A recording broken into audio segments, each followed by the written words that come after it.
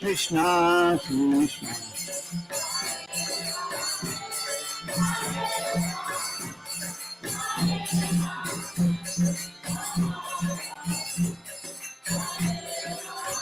Hare Krishna, Hare Krishna, Krishna Krishna, Hare Hare, Hare Rama, Hare Rama, Rama Rama, Hare Hare, Hare Krishna.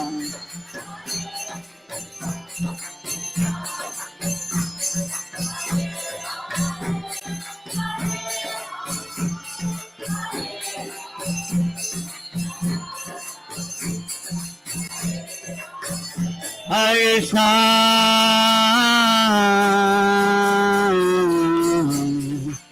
Hare Krishna, Krishna Krishna, Hare Hare, Hare Rama, Hare Rama, Rama Rama, Hare Hare, Hare Krishna, Hare Krishna, Krishna Krishna,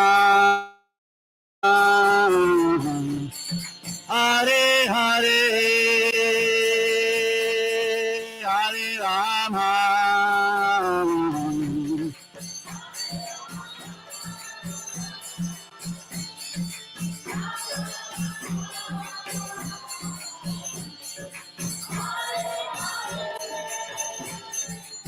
Hare Krishna, Hare Krishna, Krishna Krishna, Hare Hare, Hare Rama, Hare Rama, Hare Hare.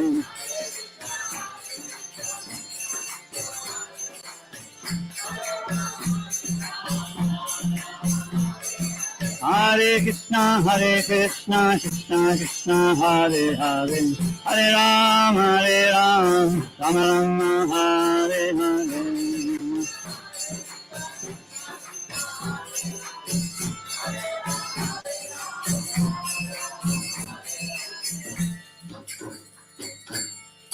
Shri Harinam Sankirtan Ki, Nila Prabhupada Ki, Gora Premanande.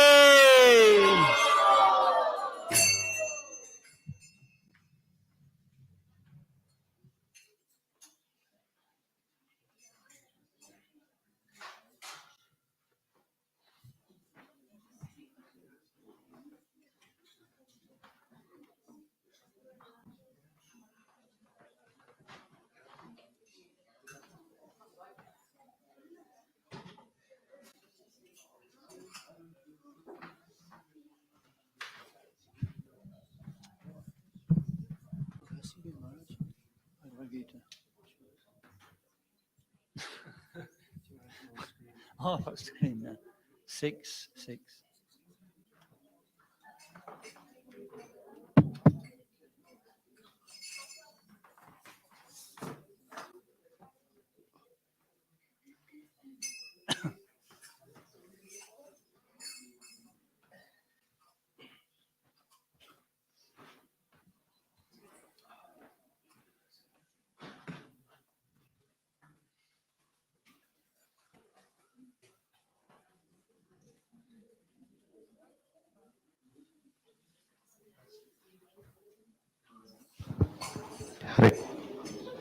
Hare Krishna.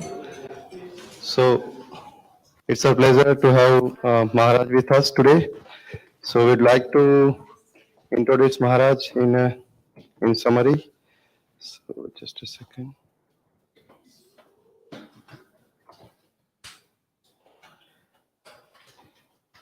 So Maharaj is the disciple of His Holiness Radharani Swami Maharaj.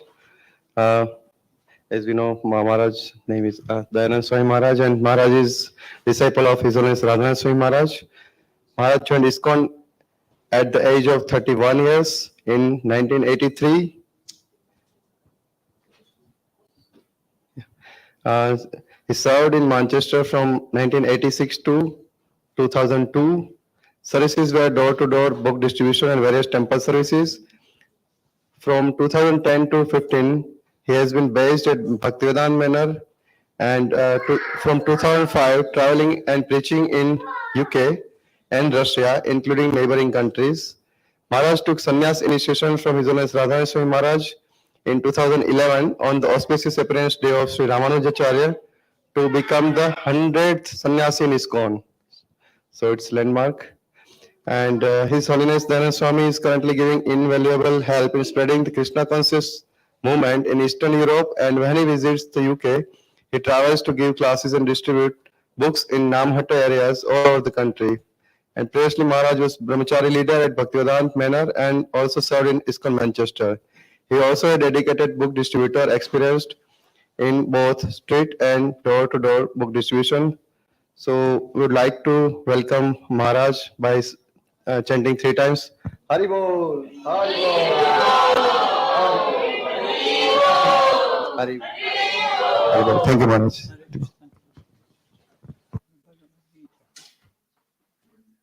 Bhagavad Gita. Oh, is that Gita?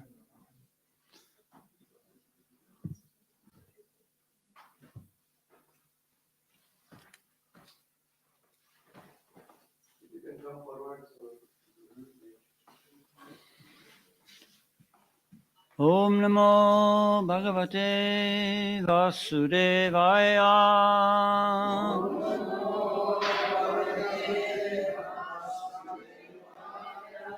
Om Namo Bhagavate Vasudevaya.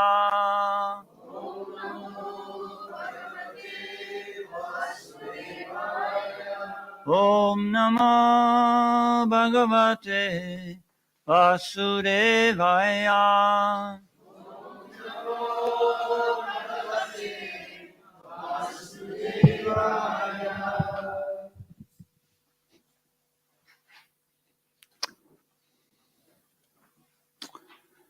Hare Krishna.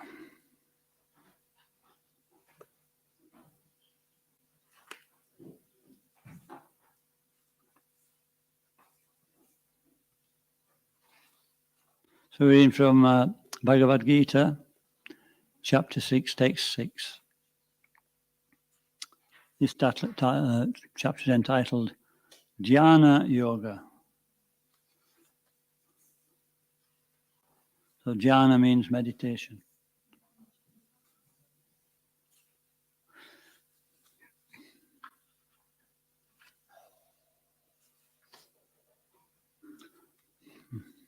Bandhur atmatmanastasya. Bandhur atmatmanastasya. Yenatmaivatmanajitaha. Yenatmaivatmanajitaha. Anatmanastu shatruve. Anatmanastu shatruve. Vartit atmaiva shatruvat. Vartit atmaiva shatruvat. Bandhuratmatmanastasya. Yenatmaiva atmanajitaha. Anatmanastu shatruve. Varditatmaiva shatravat. Bandhuratmatmanastasya. Yenatmaivatmanajitaha. Anatmanastu shatruve. Varditatmaiva shatruvat.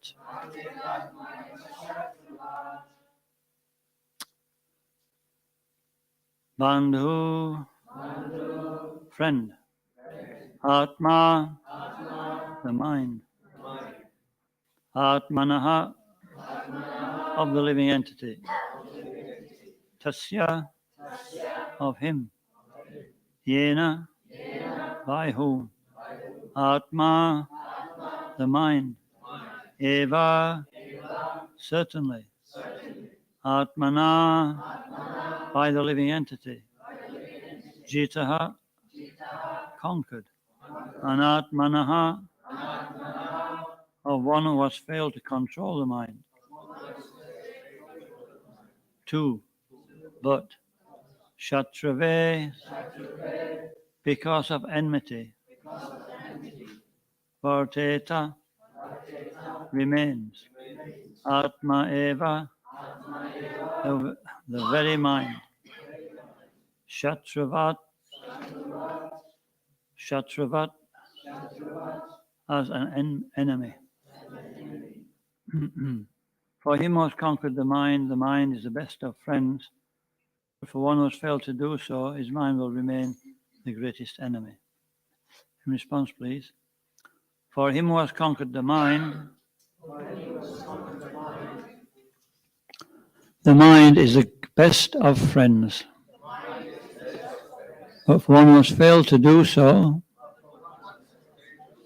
his mind will remain the greatest enemy. Purport by His Divine Grace A.C. Bhaktivedanta Swami Srila Prabhupada Ki. The purpose of practicing Eightfold Yoga is to control the mind in order to make it a friend in discharging the human mission. Unless the mind is controlled, the practice of yoga for show is simply a waste of time. One who cannot control his mind lives always with the greatest enemy, and thus his life and his mission are spoiled. The constitutional position of the living entity is to carry out the order of the superior. As long as one's mind remains an unconquered enemy, one has to serve the dictations of lust, anger, avarice, illusion, etc. But when the mind is conquered, one voluntarily agrees to abide by the dictation of the personality of Godhead, who is situated within the heart of everyone as Paramatma. Real yoga practice entails meeting the Paramatma within the heart and then following his dictations. For one who takes to Krishna consciousness, direct, perfect surrender to the devotion, to the dictations of the Lord follows automatically.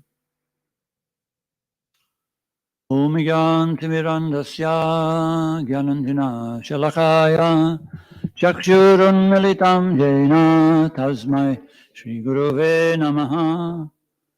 Nama Om Vishnu Padaya Krishna Prasaya Bhutale Srimati Bhaktivedanta Swaminiti Namine Namaste Saraswati Deve Gauravani Pracharine Nirvishesha Sunyavadi Pastatya Deshatarine. So whatever comes on the mind will come out of the mouth, or it'll come out of the bodily activities. So, the mind is the sixth sense, but it's the most powerful sense. And so all yoga practices, that's the aim, to curb the troubled mind. This section is Ashtanga Yoga. And Ashtanga Yoga has 9 different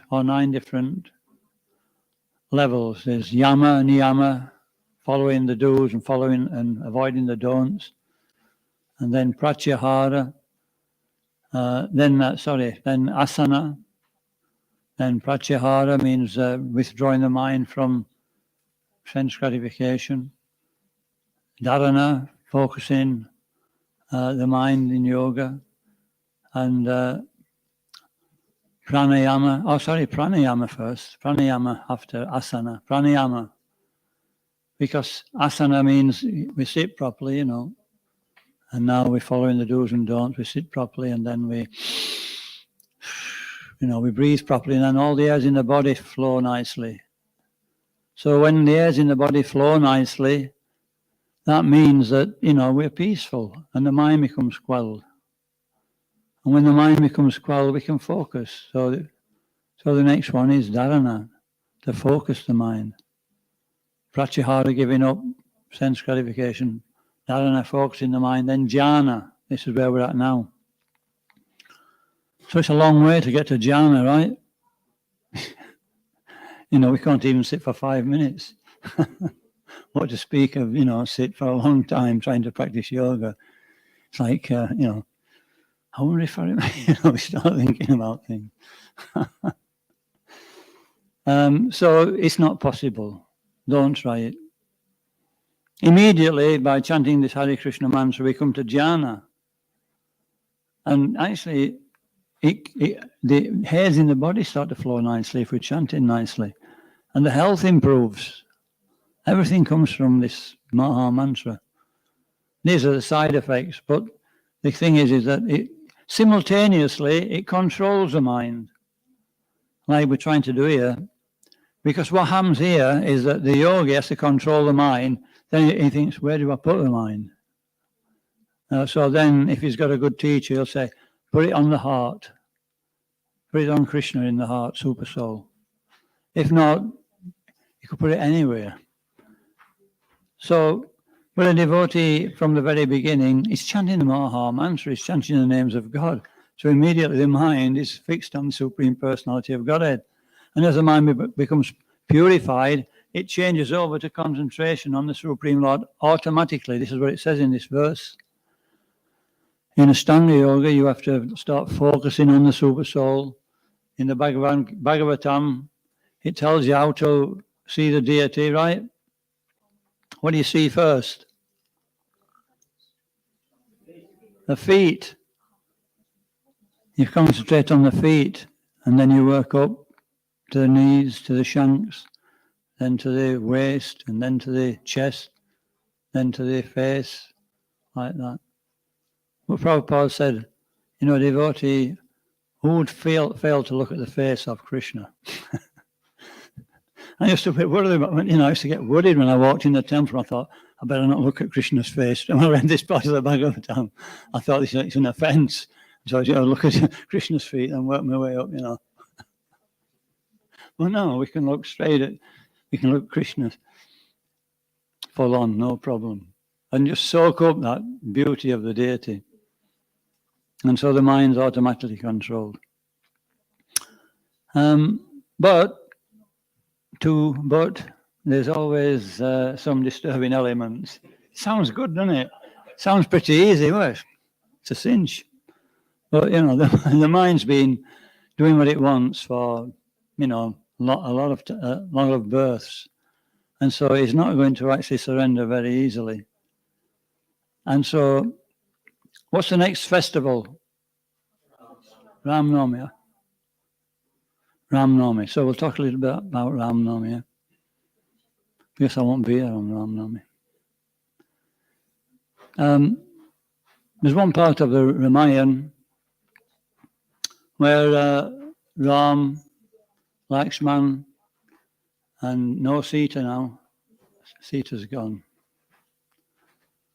And so they're looking for Sita everywhere. And they come to one Varana village. Varana means monkey. They're celestial monkeys. They're not ordinary monkeys. And he comes, before he does that, Lord Ram comes to the hermitage of one great sage. And there is Sugriva. And Sugriva, greets the Lord, and then they start conversing, and he reveals his story. The Lord reveals he's looking for Sita, and Sugriva reveals that, he's actually living with his sage because it's the only safe place to be at the moment. His brother Vali, if he comes out of that hermitage, he'll kill him immediately.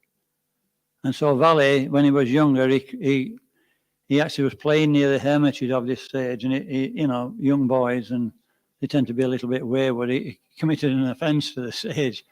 So he cursed him that if you ever come back here again, you'll die immediately. So Vali wouldn't come near. Because what happened is that, the two brothers, they were like this, Vali and Sugriva. And one day, one demon came to the village and started creating so much difficulty.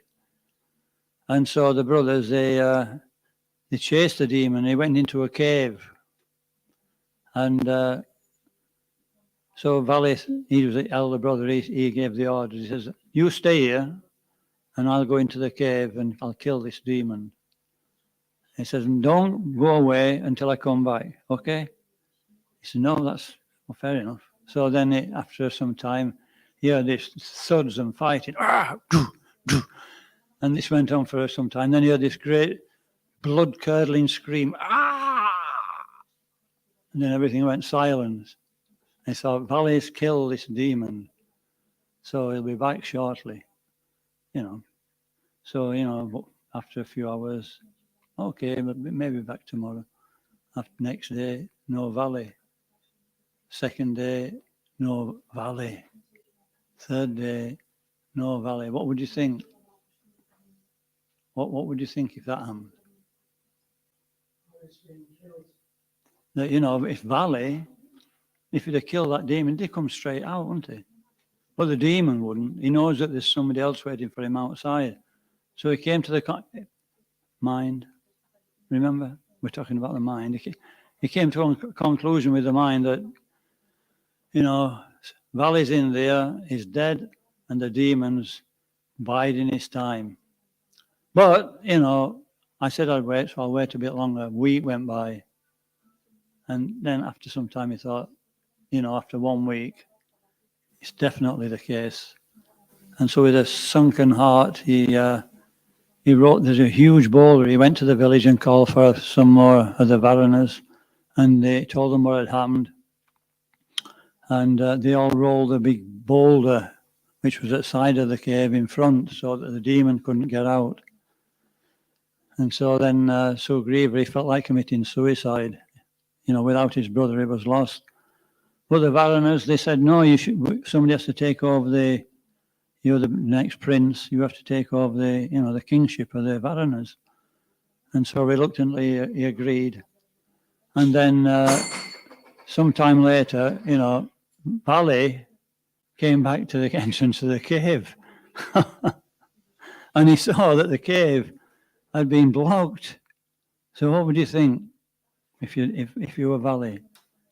That rascal, he's locked me in here so that, he can take over the throne of the Varanas. And so, he was seething with, somehow or other, he managed to actually get out of that cave. And he went straight to the village and saw Sugriva. And Sugriva was elated. He said, Valley, wow, it's so nice to see you. And Valley came running at him, you rascal. And he started to punch him and kick him. And so Sugriva, he wasn't as strong as Valley. And so he just up and went. And wherever he went, Valley followed him. Every time he caught him, he used to give him a good hiding, but Sugriva managed to get away. And he knew that if someday he's going to kill me, that's what he intends to do. And so then he remembered the curse of this sage. And so he came to that place where Lord Ramachandra met him, and he'd been protected by the curse of the sage. And so he told Lord Ramachandra this, and he says, and then Sugriva says, but what's happened is Valley, he's actually stole my wife. He says, he misunderstood me. He didn't have time to hear. He stole my wife. And so, I have to kill him or he'll kill me. And so Lord Ramachandra says, look, I see that, Valley's completely wrong, doing an abominable thing like stealing your wife. So I'll kill him. But we have to have some agreement. I need help to find Mother Sita. And so Sugriva agreed. And then, as we all know, that Lord Ramachandra, he took his opportunity with a tinkling of his bow. Ding! He felled Valley. While Valley was actually unaware, he shot him. Like this was the beginning of guerrilla war. Usually in that time they used to fight face to face. And it was abominable to kill somebody from behind a tree. But Lord Ramachandra did that. And then when he was lay dying, Lord Ramachandra came to him. He said, why did you kill me in such an abominable way? And Lord Ramachandra said, you're the abominable one, just what we have done to Sugriva. And then he told him what had actually happened. And then Valley melted. He thought, oh my God, I completely misunderstood the situation. And then in that situation, he started to lament, and he said to Lord Ramachandra, look, give Sugriva my sincere apologies, and ask him to look after my wife Tara and not be inimical towards her because of our bad dealings between ourselves, and look after my son Angad. And so Lord Ramachandra promised to do that. And Sugriva, being a faithful brother, he did that. He started to take care of his wife Tara and young Angad, his son, better than his own mother would, actually, his own father would. So that was the situation.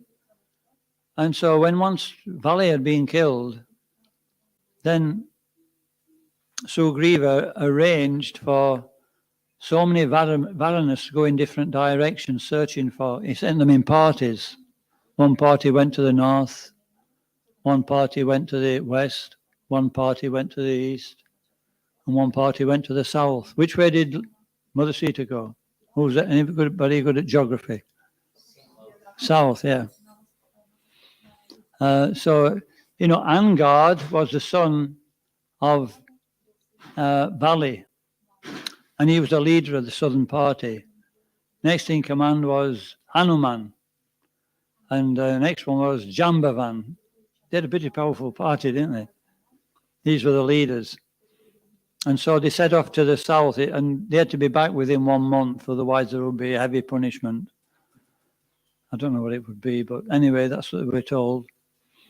And so they set off, and they were looking and looking and looking. After 6 weeks, they couldn't find her. And so then, when things are going down for us, that's what happens when things are not so good. Yeah, we get on, what do they call it? We get on, yeah, we start thinking negatively.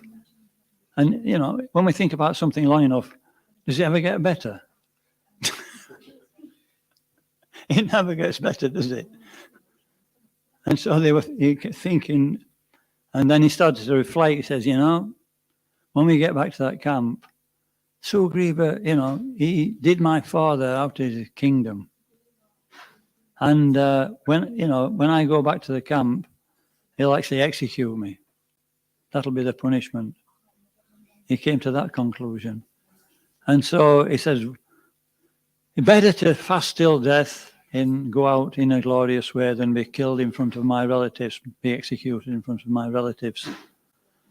What can you expect from Sugriva, who locked my father in the cave? All these things started to come up. Even though he knew the other side to it to some degree, he still went to the negative side. And then the Varanas, that party split into two. One group agreed with with Angad, and the other half, who was under the influence of Hanuman, they decided not to fast till death. And Hanuman tried like anything to convince Angad that this is not the case. But somehow or other, Angad, he couldn't be convinced. And so they sat down and they started to fast. And then at some point, out of the cave nearby came this bird, huge bird. It was vulture.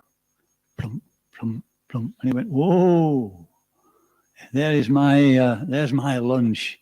He saw the way they were sitting, and he saw that they were actually fasting to death. And so he said, so when he said this, Angad looked up, and he thought, what a way to go. I thought, this is a final straw. He says, just like I'll be leaving this body without any benefit, just like Jayatu did. And when Sampati heard that was the name of the bird, and he started to lament, what happened to Jayatu? What happened? And so then the Angad was like a little enlivened. He's not going to eat us. He says, Jayatu's my brother. I'm his elder brother. And we were like this. We were very close together. And I'm so heartbroken. He was lamenting like anything, crying. And so then he became a little, after some time, he quietened down a little bit. And they went, the Varanasi went to him and said, well, what's the story then between you? You lost your wings. You're a close brother of Jayatu. What is the story behind all this? And he said, well, we were very impetuous young boys, young birds, and we wanted to fly to the sun. And so we set off, and then as we started going up into the atmosphere, it became extremely hot. And so I protected my younger brother, Jayatu, with my wings. And the sun was so fierce that it burnt my wings, and I fell to the ground. And so I don't have any wings now.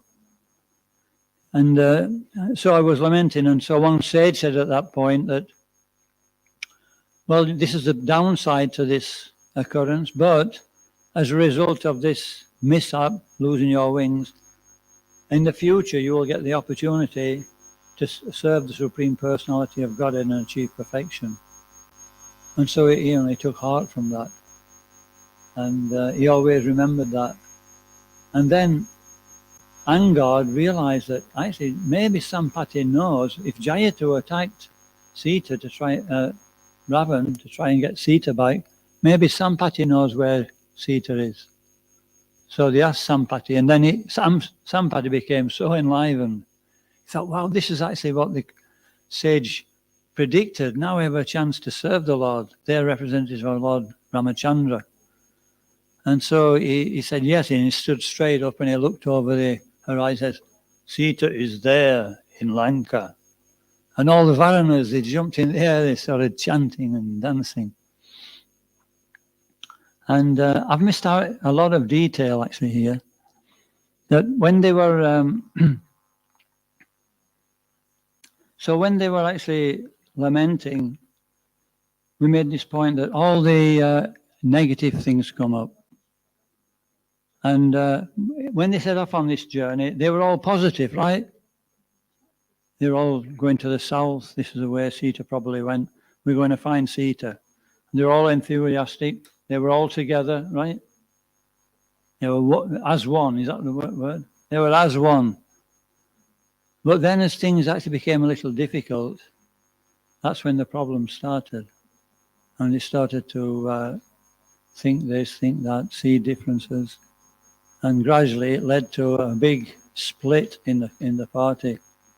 And there was a lack of trust, a lack of so many qualities required to, keep a party together. And then, due to providence, they'd all given up. And due to the will of providence, an answer came. Has anybody had that experience? That sometimes there's so many negative things going off and then we almost give up. Yeah? We try to do things and then I give up. And at that time, what happens? It works. What's happening there? Krishna's waiting to see when is he going to rely on me? When will that day be mine? When is that day when this devotee will rely on me? And so then Krishna comes in at that point, and then the devotee realizes it's nothing to do with me. Krishna's the doer. I just have to depend on Krishna. And so this is what happened here in this particular pastime. They'd all given up. They were even going to commit suicide. And, who would have thought that a story like that would have unfolded? That a bird comes out of the cage. He's got no wings. He happens to be the brother of Jayatu. He knows the way to Lanka. And, everything. So at that point, they all became so enlivened and all misgivings were actually cleared away. They forgot all about the animosity and the things that had been said. And they all carried on the path towards Sita on the Lord's mission. So as devotees, we have to see like that. that, so many reverses will come. And they don't get any better when we don't rely on Krishna. They only become more and more complicated. At some point, we have to actually start depending on Krishna to solve the situation and praying to Krishna sincerely and looking for, how we can help with the situation. If Angad had have been more reflective, obviously he was very, very disturbed. If he'd have been more reflective, maybe he wouldn't have gone that far. If Valley would have been more thoughtful and thought, well, wait a minute, it may be for another reason. But he took it, this is the only reason, and therefore so many problems. Eventually lost his life. What if he'd have thought the other way around? Maybe, we've been brothers for so many years. We've always been friends. Why would Sugriva do a thing like that? He's never shown that before. So yeah, there has to be love and trust. Prabhupada said that, didn't he? There has to be the ability to give the benefit of the doubt. Is that right? The benefit of the doubt. Not very easy, is it? Sometimes. So that's the story I wanted to tell about this. There's much more to it, but that's it in brief. So we were talking about the mind here. And for one who has conquered the mind, the Super Soul or the Supreme Lord is already reached. So as devotees, our duty is to, fix the mind on the Supreme Personality of Godhead. Yena tena prakarine Krishna smara niveshayet. Yena tena, by hook or by crook, by one way or another. Yena tena prakarine Krishna smara, we have to remember Krishna. Sarva vidi nishedeshu. Sarva vidi, all the conclusion of all the Shastras. Nishedeshu. Sarva vidi nishedeshu. Etayo eva kinkara. As servants, eta kinkara, servants of this one principle. And if we can do that, then we'll be able to, cross over so many obstacles. The Avanti Brahman sings one song. Not the Avanti Brahman, what's the other Brahman in the 11th canto? The Avadut Brahman. No, it's the Avanti Brahman. The Avanti Brahman, he was the one who got, he had a good family. And, he was actually a successful businessman. And so he was providing well, he wasn't actually, he was a bit of a miser. And so, his family, they really hated him because he got so much money, but he wasn't actually spending it on them. And so eventually, due to fate, if we misuse money, what happens? We'll lose it, yeah. There was one singer, they call him, I'll not say his name actually. He used to sing, look, be a lady tonight. Look, be a lady. You know what a lady is? Lady. Look, be a lady tonight. He was in Las Vegas. You know Las Vegas? That's a big, gambling city. And so, he was out on a gambling spree and luck was going with him. So he sang a song crying, look, be a lady tonight. In other words, stay with me. A lady stays with one person, right? So he was asking, but, Lady Luck is chanchalam. She's very flickering unless she's used in the service of Krishna. And I forgot how to go on to this now. We divert a little bit. Just before that, we were talking about what were we talking about? Hey, Avanti Brahman, that's right. And so he lost all his money. Well done. He lost all his money, little by little, on this and the other. And then what happened to the family? They just kicked him out. It was no use anymore. You know what I mean? He lost all his friends. Welcome to the material world. And so then he was out on the street, and due to his, he's been such a miser, he was getting the karmic reaction. People used to kick him, shout at him, spit on him, steal his prasadam, sometimes urinate in his prasadam. He was getting a real rough time. But, because he'd had a pious background, he always saw this as the mercy of the Supreme Personality of Godhead. And it was an opportunity to actually thank him that things weren't actually worse. And this was actually purifying him from attachment to this world. And so this was the song of the Avanti Brahman. He was singing, I shall cross over the insurmountable ocean of material existence by being firmly fixed at the lotus feet of the Supreme Personality of Godhead. All the previous acharyas achieved perfection by this process, and so shall I. So that's a goal, to always be fixed in devotional service to the Supreme Personality of Godhead. This is a process of jhana yoga, and controlling the mind means focusing it on the Maha Mantra. If we focus properly on the Maha Mantra, then, our mind's controlled by the Supreme Personality of Godhead. Atasri Krishna Namadi, Namavat Gramindriyai, Sevan Mukhi Jivado, Swayameva Spuratyada. So, two purposes of the tongue. One is to take prasadam. The other one is to glorify the Supreme Personality of Godhead. And that's in every spiritual life. If the tongue is used in that way, then our way forward is actually certain. It's just like, has anybody seen one of these big ocean-going oil tankers? No.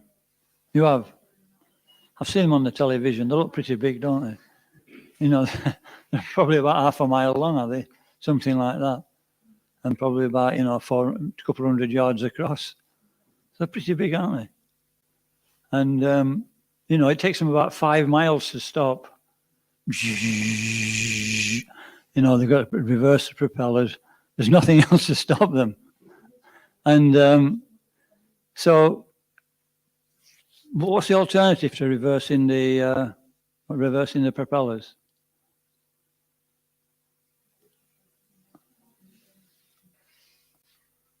There's a little thing at the back called the rudder, right? And compare that the ships are half a mile long. How big is this rudder in comparison? Maybe, what would we say, as big as this room, something like that. Pretty big, isn't it? But, and then half a mile away is the front of the ship. And you just turn that rudder a little bit like that, and the whole ship goes. You turn it through, and the whole ship moves again the other way. So this is our rudder. It's not very big, but it's either very dangerous or very useful. When you use the tongue in an appropriate way, then it actually makes our way forward in spiritual life very easy. But if we use it in the wrong way, then it causes so many difficulties. Because what we hear, what we speak, affects our consciousness. Like that. So we can stop there. So mind is a friend or enemy. And the previous verse says, one must deliver himself with the help of the mind and not degrade himself. The mind is a friend of the conditioned soul and his enemy as well. For him who has conquered the mind is the best of friends. But for one who has failed to do so, the mind will remain the greatest enemy. For one who has conquered the mind, the super soul is already reached, for he has attained tranquility. To such a man, happiness and distress, heat and cold, honor and dishonor are all the same. Okay, so a little bit early, but it's okay. Anybody got any comments or questions?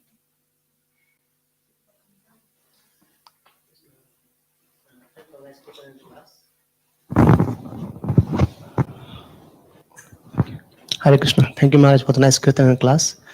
Maharaj, I was thinking one thing, in Bhagavatam, we see the senses and chariot example. We see senses should be controlled by the mind, and the mind by the intelligence, and then the soul gets the destination.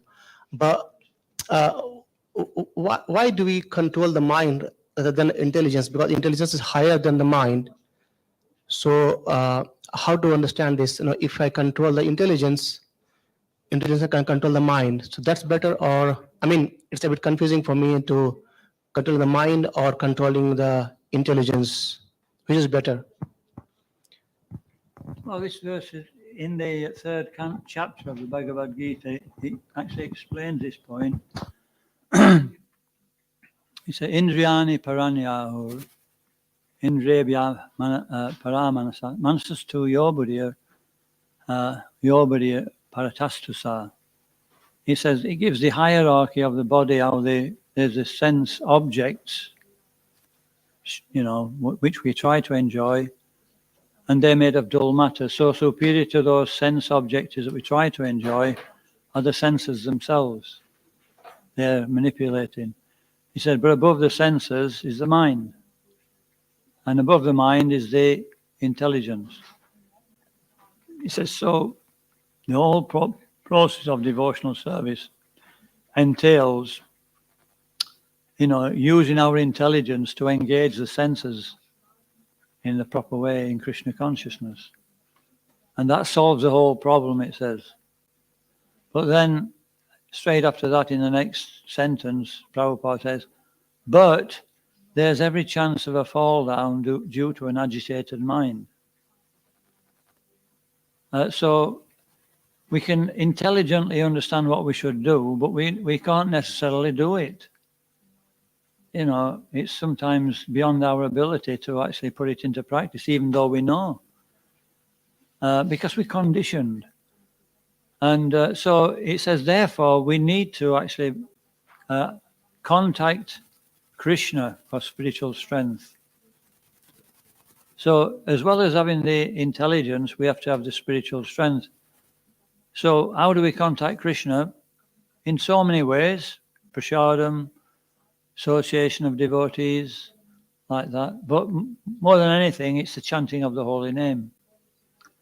So when we actually chant the holy name properly, then our mind becomes fixed. And, all disturbing elements are actually not so disturbing anymore. And it's clear how to serve Krishna.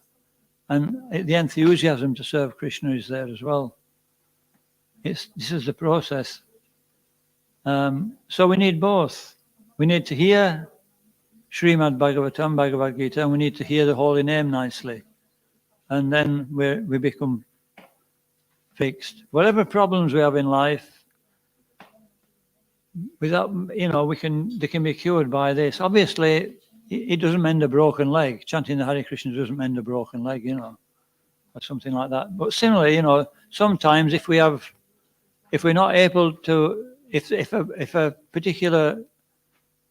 a subtle impediment, that we have, sometimes we may be able to take some treatment in order so that we can focus as well. You know what I mean? If the hairs in the body are disturbed, then it'll not be easy to focus. So sometimes we need treatment so that the body's working nicely. And that's why yoga is there. Yoga has the effect of controlling the mind and senses, but it also keeps the body healthy so that we can focus. So, people with diseases, they're recommended to do some yoga. And the hairs in the body flow nicely, and then the mind becomes more controllable and everything. So the thing is, we shouldn't become too disturbed if we can't do everything straight away. you know, material life means that we are taught that you have to do it, right? You have to succeed, and your parents are behind you. You got to get that degree, you know, or whatever. It's always there, that pressure. So that pressure follows us in life, and therefore we're always pushing. And when there's some obstacles, we get frustrated. And so the point is, a devotee has to be balanced. He has to think that, you know, I'm doing what I can. If I try to do more, it might be too much. So let me do what I can sincerely and pray to Krishna for help and be a little bit satisfied with that. And if we make an error one way or the other, Krishna will fill us in on the details through devotees and through realization. So, you know, we need to be peaceful in every situation. Yeah. And not become too frustrated. Thank you, Maharaj.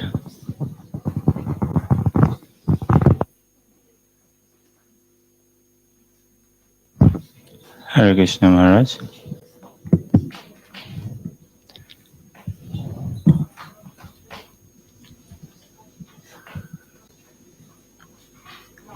Hare Krishna Maharaj. Thank you for the class, Maharaj.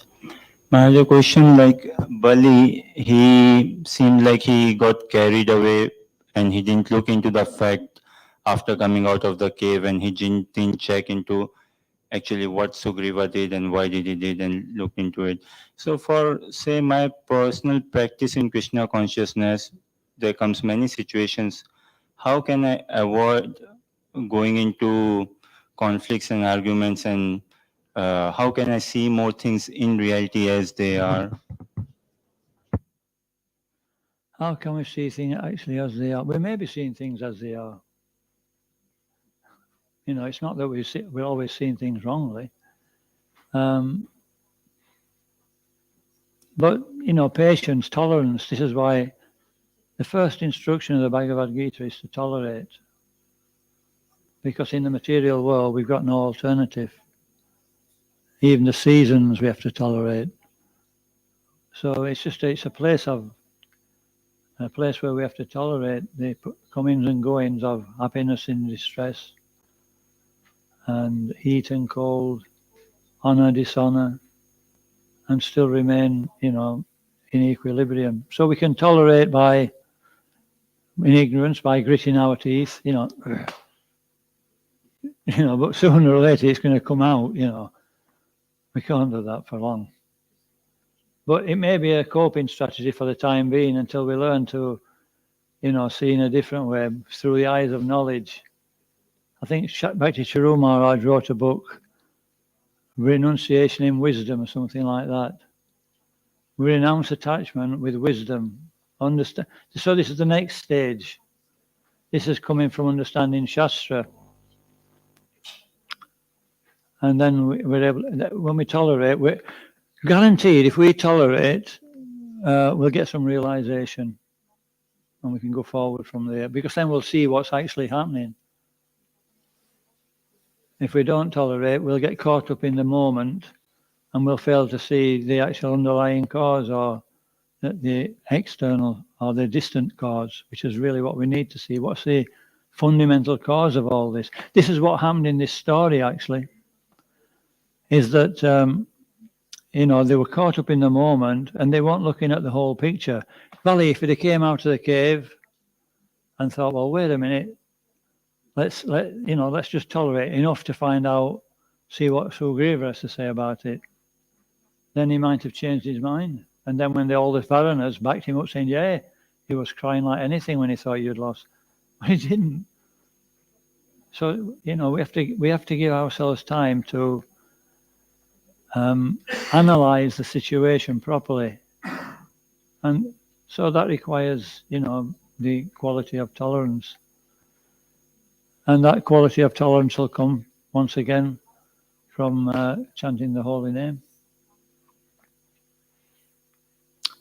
And then, of course, when we're in that position where we can analyze, then we've got the devotees to feed off.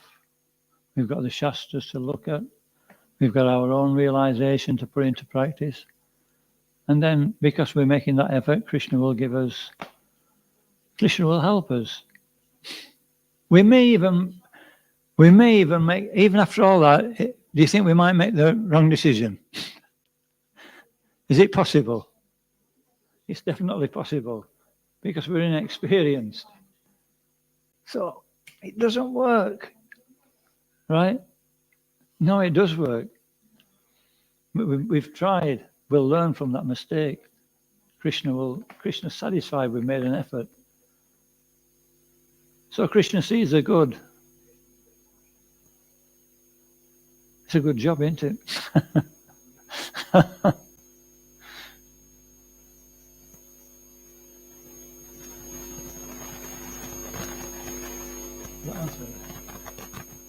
Thank you. Maharaj, thanks for the wonderful class. Just like slightly a follow-up question from what Ashish Prabhu was asking. Is there any, I mean, when we say tolerance, like is there any sort of like threshold or level like we are trying to tolerate and work together, and just in case it gets to a point that okay, fine, we will start maintaining a safe distance that's good for both or something like that. I'm just trying to, I mean, I'm not saying exactly like with devotees or anything in general, like when you're trying to tolerate something and then it gets to a point that you're struggling to maintain. So then we have to bring it out in a suitable way. You know, there's always devotees who we trust, who we can speak to, and then they may be able to actually help. You know, we may not be able to deal with it straight away, face on, because it may be too difficult for both parties or one party.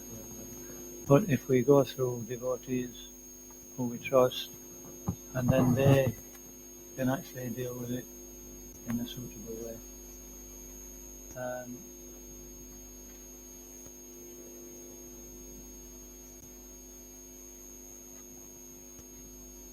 It's a very good point, actually. Otherwise, if we don't do that, it just remains, it pesters. And then like Sugriva, he was even prepared to commit suicide just because he couldn't find Sita. I mean, you know, he only had to go back to the camp and report that we failed. And that was it. You know, there wouldn't have been any problem. They tried their best, but somehow or other he came to the conclusion that if he went to the camp, he'd be executed. And so that's what happens with the mind if we don't. This is one of the processes of devotional service to reveal the mind in confidence. And revealing the mind in confidence, Prabhupada explains it very simply in the Nectar of Instruction that, you know, we inquire about Shastra and we reveal what we know about Shastra. So but also we know practically that in human dealings, there's other things which are there as well. So we have to also inquire when there's some friction or difficulty, and then it can be revealed. The thing is, if we're in an association of devotees, generally, if we reveal our mind with a trusted devotee, it never goes in vain. It's not a mistake, is it? You know, why are we devotees? Because we want to, you know, stitch somebody up. You know, we don't. We want to actually, if somebody comes to us and they actually definitely need some help, we'll try our best to help them.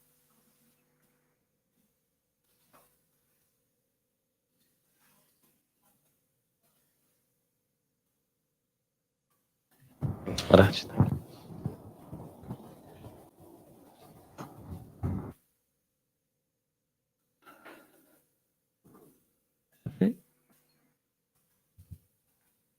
Oh, Grantaraj, Srimad Bhagavad Gita ki. Srila Prabhupada ki. Gaur Premanandi.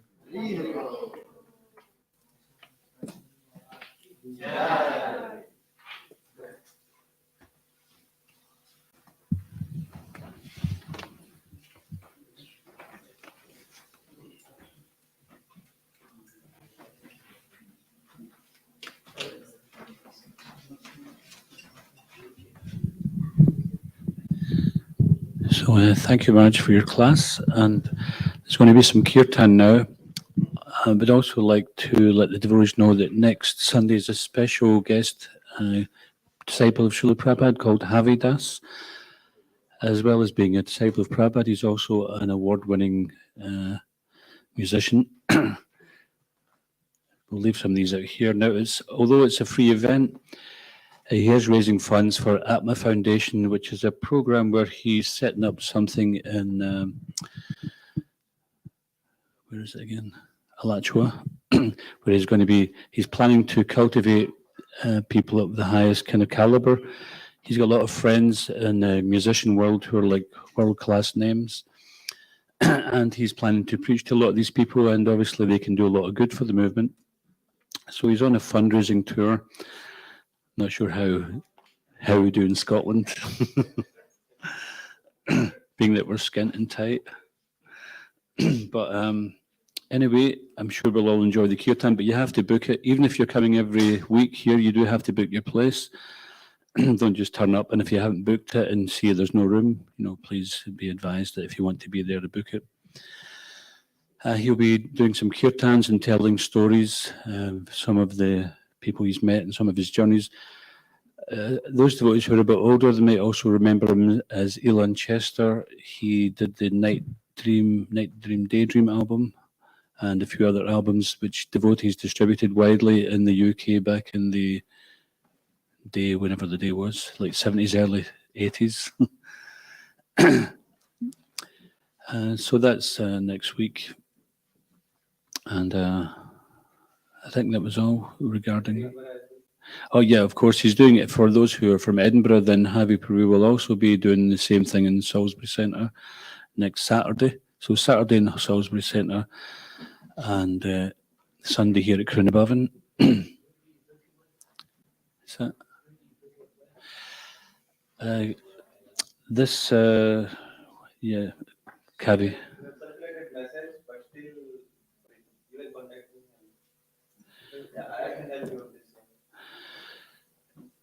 Yeah, so how will everybody know who to book through?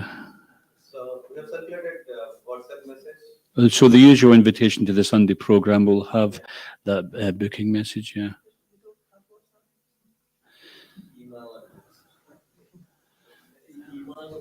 Is your email in the distribution? Yeah, email as well. Okay. Let's start that up. Anyway, Really? I guess Okay. Also, we're going to put a poster in the temple and in various shops locally, so the members of the public will be invited as well. So if you've got any issues regarding booking, there will be a poster by tomorrow in the temple notice board. All right, thank you. So I think there's a kirtan now, is that right? Okay, anyone assigned for that? Okay.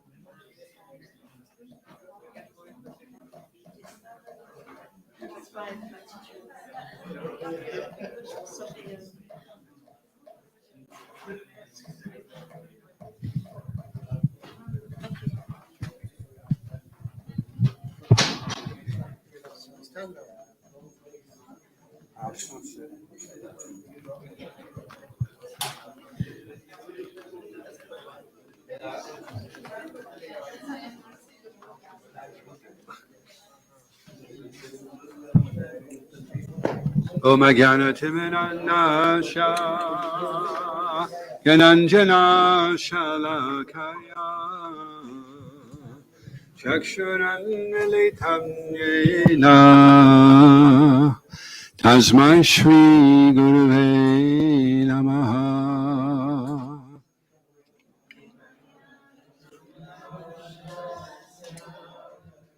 Gyananjana Shalakaya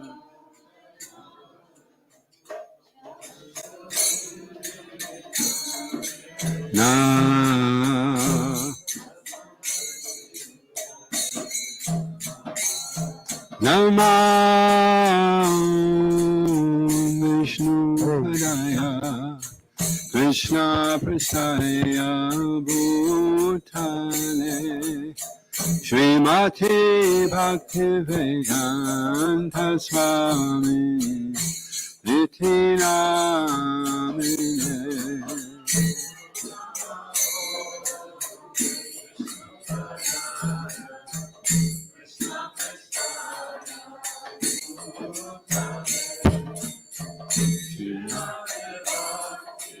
Danta Swami Niti Namine.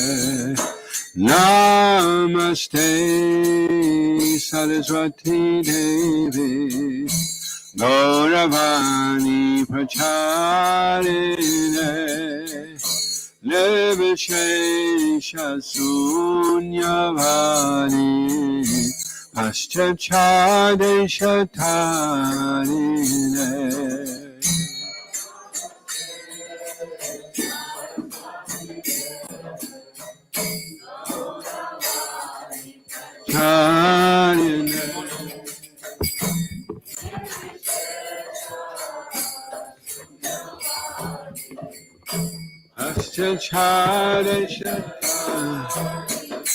Jaya Shri Krishna Chaitanya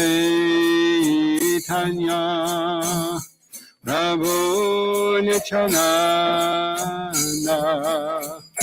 Shri Advaita Gadadha Shri Vasari Gaura Bhaktarina Chaitanya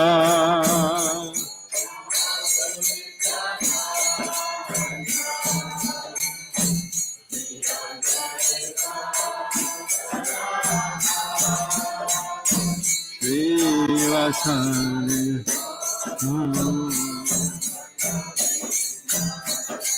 Jaya Shri Krishna Chaitanya Prabhu Nityananda Shri Advaita Gadadha